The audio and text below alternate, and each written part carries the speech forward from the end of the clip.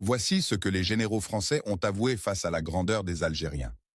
Général Pierre Gallo, auteur et analyste militaire après l'indépendance. L'Algérie nous a infligé la plus grande leçon de notre histoire militaire. On ne peut pas briser un peuple avec des chars quand son âme est faite de feu. Les Algériens nous ont montré que la liberté ne se demande pas. Elle se prend avec le cœur, avec la douleur, avec le sang s'il le faut. Général Charles de Gaulle, chef d'État et figure militaire emblématique. J'ai vu la France plier devant une volonté qu'aucune puissance n'aurait pu soumettre. Ce peuple, que d'aucuns disaient primitif, s'est levé comme une nation fière et nous a forcés à reconnaître l'évidence. L'Algérie n'était pas une colonie. C'était un peuple debout.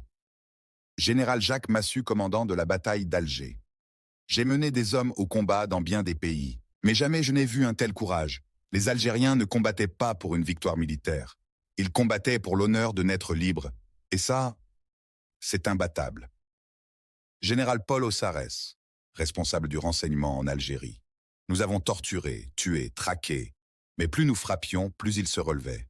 Ce peuple possédait une chose que nous ne pouvions ni comprendre, ni écraser, une fierté viscérale, ancrée dans chaque pierre et dans chaque regard.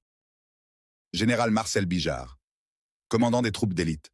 J'ai affronté des soldats déterminés, mais jamais des êtres aussi enragés de liberté. Leurs balles n'étaient que le prolongement de leur cœur. Même encerclés, même à bout de souffle, ils refusaient de plier. Général Raoul Salan, chef militaire majeur durant la guerre.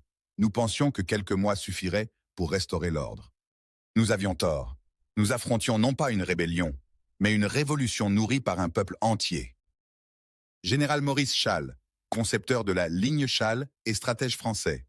J'avais la technologie, les avions, les chiffres, mais il avait ce que nous n'aurons jamais, une raison de mourir. Et c'est cela qui fait gagner les guerres, même face à des empires.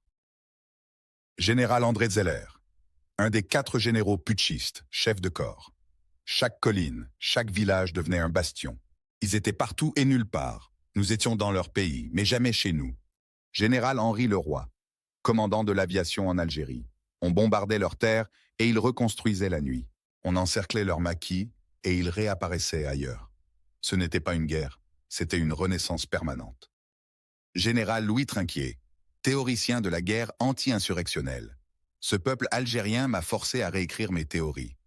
On ne peut pas vaincre une idée, et la leur était simple, immense, indestructible, vivre libre ou mourir digne.